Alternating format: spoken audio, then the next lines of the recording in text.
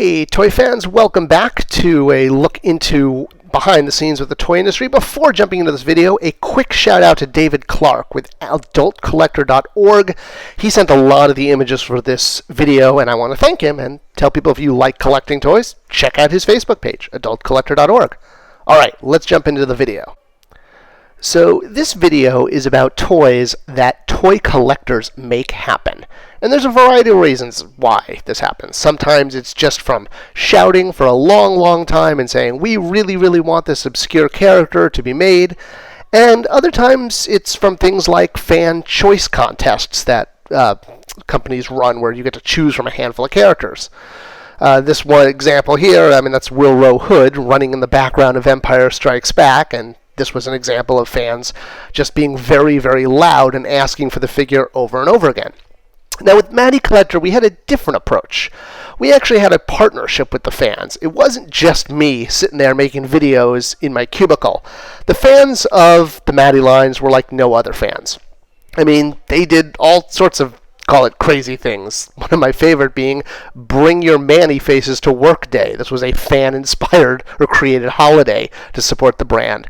But fans really stepped up to the plate. They did on Mattycollector more than anything else, because this was a true partnership. Yes, so we showed off all of the toys at things like Comic-Con, but unlike something like a fan's choice contest, with Mattycollector, we were really asking the fan base to become the retailer. And what I mean by that is the way the process works in the toy industry is the toy industry has Toy Fair, both New York Toy Fair, Dallas Toy Fair, and then Mattel and Hasbro kind of have their own toy fairs because they're big enough that companies will come to them. And during Toy Fair, the companies will show retailers the very first wave of a toy line. And that's all retailers see. So they're going to see this first wave, and they're going to place a year's worth of orders based on just seeing like 5 or 7 figures. And what we were really doing with Mattycollector was replicating this exact process, but with the fans. But in this case, it kind of came down to me begging people to do subscriptions because I could only show them, again, the first handful of figures. No different than when I was showing figures to retailers like Walmart, Target, or Toys R Us. But in this case, we were showing the figures to fans, and retailers could basically buy into a line, but the subscribers we had to hit a certain goal, a certain minimum order quantity to go forward. And visually we would do this with a subscription meter to tell people how far we were. And the fans were very I wouldn't say entitled, because that's not the right word, but they felt like they should get what they wanted. And that's true. Management, however, tended to look at things in very much the world is black and white. It wasn't necessarily the emotional connection that fans have, and we either hit our goal or we didn't. So it wasn't a thing where like we could get really close to the subscription goal.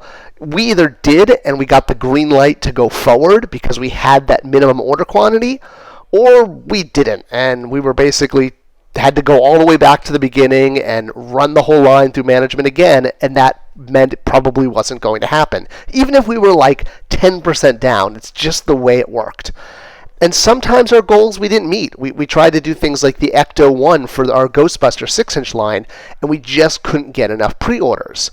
Again, no different than showing this item to retailers. Retailers would place the pre-orders. In this case, we were asking subscribers to take the place of retailers within Mattel's system.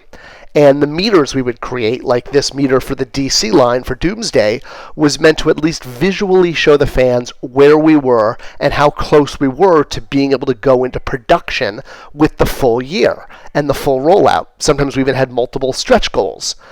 And it was definitely a fallacy that any brand was protected. Some subscriptions didn't go through and fell apart and we couldn't go forward. And it wasn't just like we were sitting back on our butt, being like, we'll make them, we won't make them. No, it really did come to hitting those goals because you had to hit that production total. And without that production total, we just couldn't make it happen, which is why you saw me, basically begging for subscriptions so hard, starting at things like San Diego Comic-Con, where we would show off the first few months of figures, same as we would show retailer the first couple characters. So, I'd be showing a January figure to show you what was coming at the start of the year, and I think we usually showed through March or April. And then the idea was you were seeing the first 4 figures for the year, and much like retailers saw the first wave, we were asking fans to place a year's commitment to make the line come out.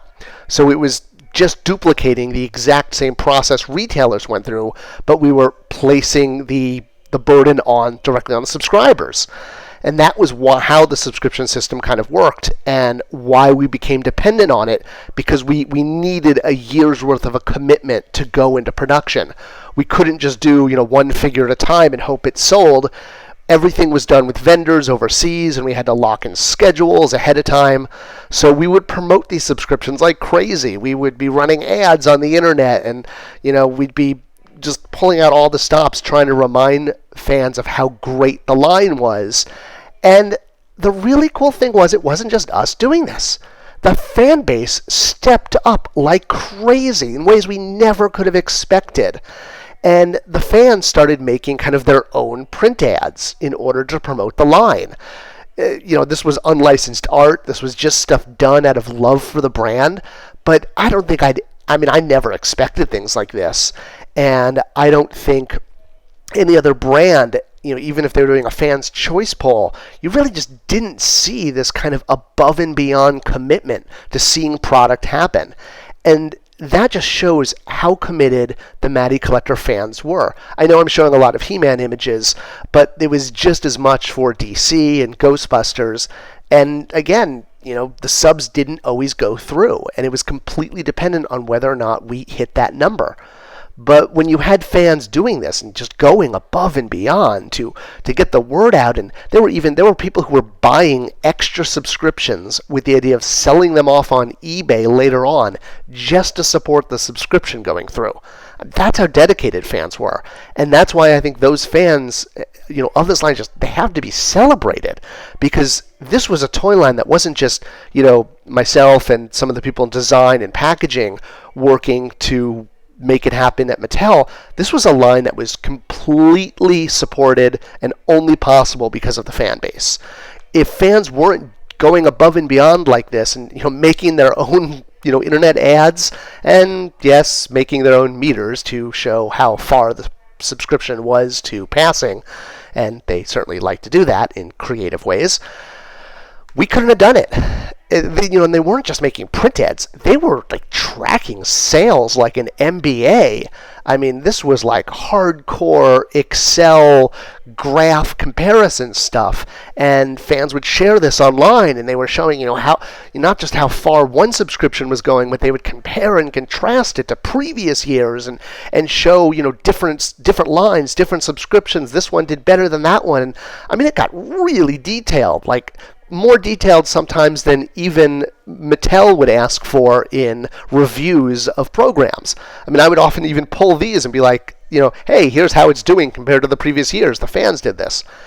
And, it was a way to engage everyone. It was a way to keep the fans involved. And I never asked for any of this. I don't want to give that impression, but this was such an example of fans stepping up to do their own PR, to get the word out, to support the brands they wanted. And that's the reason why, when we look back at our collection, we can say, we look at it, we can be like, we made this happen. This was, I'm saying we, because I was a fan too.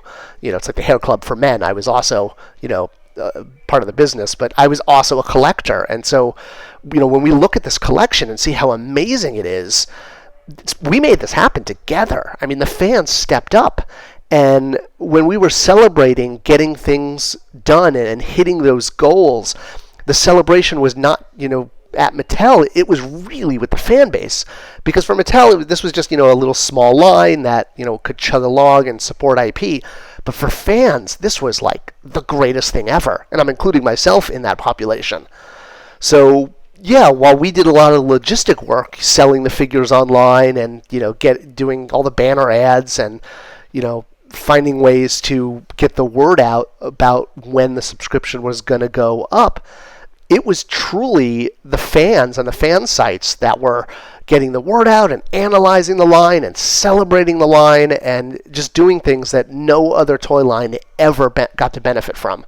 And that's why everyone involved in this line, everyone who ever made a purchase, should feel like a partner.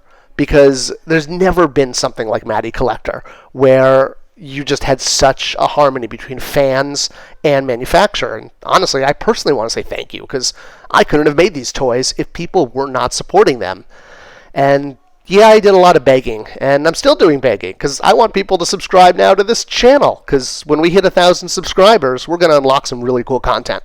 So if you haven't subscribed, yet again, this is me, Toyguru, asking you to subscribe. Thanks, guys, for making a great toy line and letting me be part of it. I couldn't have done it without you.